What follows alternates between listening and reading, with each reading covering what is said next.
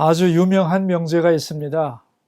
하나님은 믿으려는 사람에게는 믿을 만큼 증거를 주시고 의심하려는 자에게는 의심할 만큼 증거를 주신다는 겁니다. 다시 말하면 하나님을 믿고 안 믿고는 증거의 문제가 아니라는 것입니다. 그가 어떤 사람인가, 진심으로 하나님을 찾는 사람인가 아닌가에 달려있는 것입니다. 그래서 저는 증거를 요구하는 분들에게 이렇게 말합니다. 지금까지 살아온 인생만 정직한 마음으로 살펴보면 내 힘으로 살지 않았다는 것을 알게 되고 하나님이 나를 도우셨다고 믿게 될 것입니다. 잠언 25장에서 29장은 솔로몬의 잠언이 아니라 히스기야 신하들이 편집한 잠언입니다. 97페이지 1절입니다. 이것도 솔로몬의 잠언이요 유다왕 히스기야의 신하들이 편집한 것이니라. 왜 히스기야 신하들이 수집해서 편집을 했는가 하면 히스기야 왕 때 엄청난 일이 발생했습니다. 북이스라엘이 아수르에 의해 멸망합니다. 지금까지 북이스라엘과 남유다는 정치적으로는 나누어져 있었지만 본래는 같은 민족이었습니다. 그래서 서로 싸우기도 하고 때로는 협조도 하면서 공존했는데 한쪽이 완전히 망한 것입니다. 12지파 중에 북이스라엘이 10지파이고 남유다는 2지파로 구성되어 있었는데 훨씬 더 큰 10지파가 이방인들에 의해서 멸망했으니 얼마나 충격이 컸겠습니까? 북이스라엘이 망하면서 백성들은 포로로 잡혀갔고 일부는 남쪽으로 내려왔습니다. 이런 상황에서 히스기야는 무엇을 해야 했을까요? 사라진 북이스라엘의 민족 문화를 보존해야 합니다. 동시에 북이스라엘에서 내려온 유민들과 함께 살아갈 방법을 제시해야 합니다. 더 나아가서 남유다는 앞으로 어떻게 해야 하는가, 나라의 정체성을 확립하고 미래의 비전을 제시해야 할 필요성을 느낀 것입니다. 그래서 히스기야가 한 일이 종교개혁입니다. 율법을 재정비하고 흩어진 잠언을 수집해서 그 의미를 재해석하고 백성들을 가르치려고 했습니다. 오늘 본문은 3가지를 말씀합니다. 먼저는 하나님은 어떤 분이신가? 왜냐하면 자기들이 잘 안다고 생각했던 하나님이 이해할 수 없는 일을 행하셨습니다. 정말 하나님은 어떤 분인가? 둘째, 국가의 흥망성쇠에 결정적인 역할을 하는 왕이란 도대체 어떤 존재인가? 왕이 할 일은 무엇인가? 이것을 알고자 했던 것입니다. 셋째, 백성들은 하나님과 사람들 앞에서 어떻게 살아가야 하는가? 여기에 대한 대답을 듣고 싶었던 것입니다. 먼저 하나님에 대하여 말씀합니다. 하나님은 어떤 분인가? 98페이지입니다. 이를 숨기는 것은 하나님의 영화요 이를 살피는 것은 왕의 영화니라. 이를 숨기는 것은 하나님의 영화요. 이게 무슨 뜻일까요? 여러분, 우리는 하나님을 다 알 수 없다는 말입니다. 하나님은 너무도 크고 높고 깊기 때문에 그분이 하시는 일을 내가 다 이해할 수 없습니다.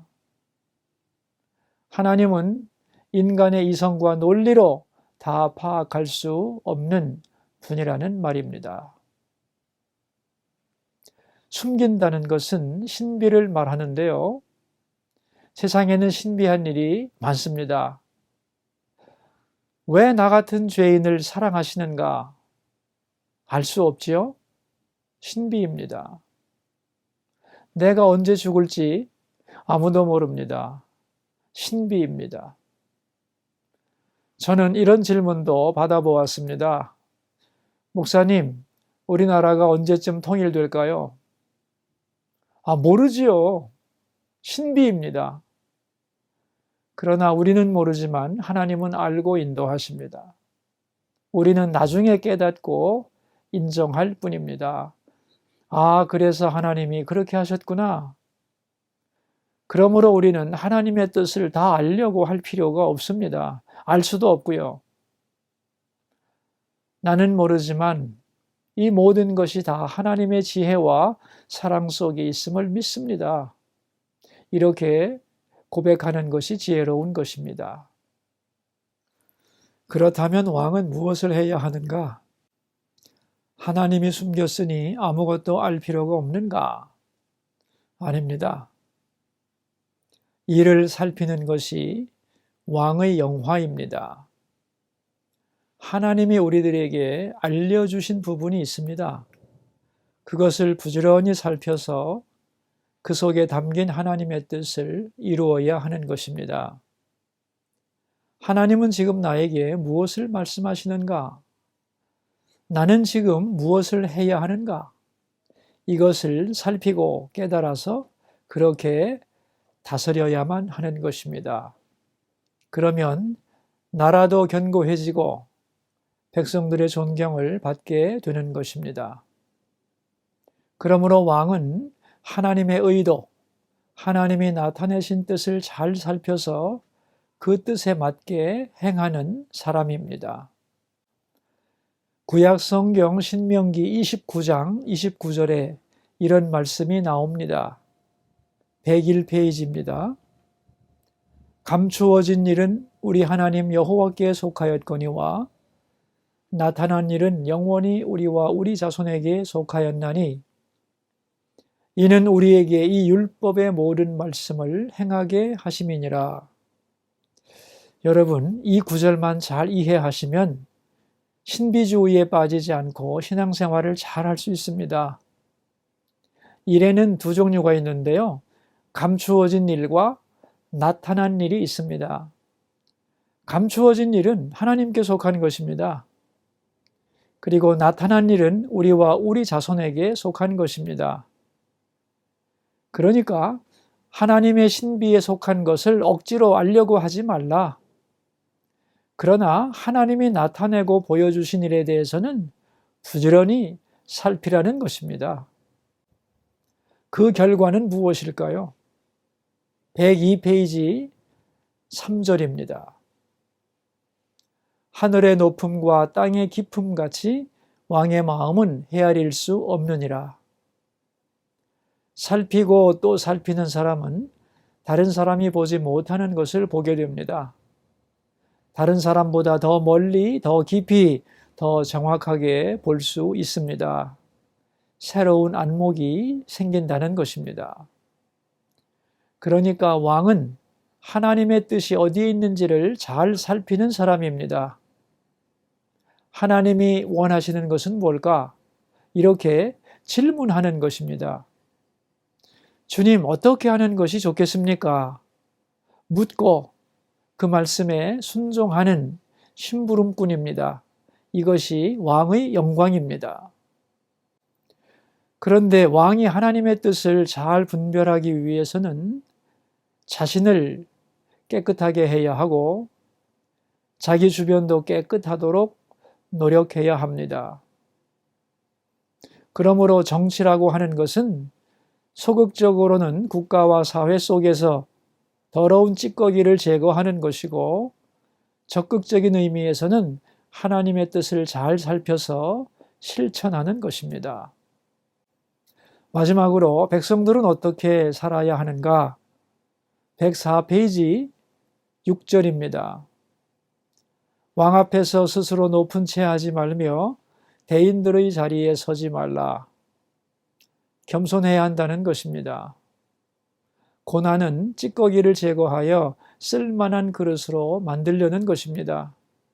스스로 정결하지 못했기 때문에 하나님이 이방 나라들을 통하여 그 일을 하시는 것이다. 또한 서로 간에는 다투지 말아야 합니다.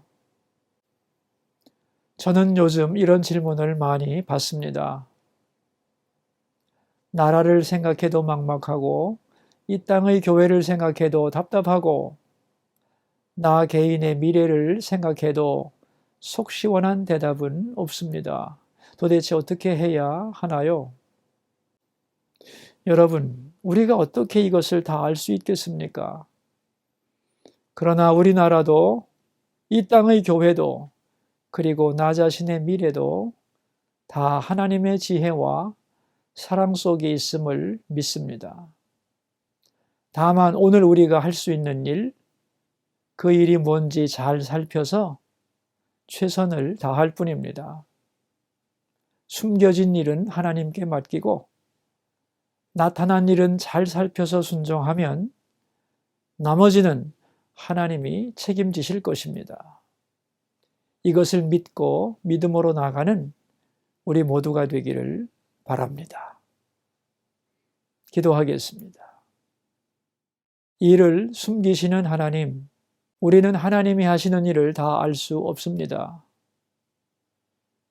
숨겨진 부분에 대해 우리의 한계를 인정하게 하시고 나타난 일은 잘 살펴서 나를 통하여 하나님이 무엇을 이루고자 하시는지 깨닫고 그 길로 행하게 하옵소서.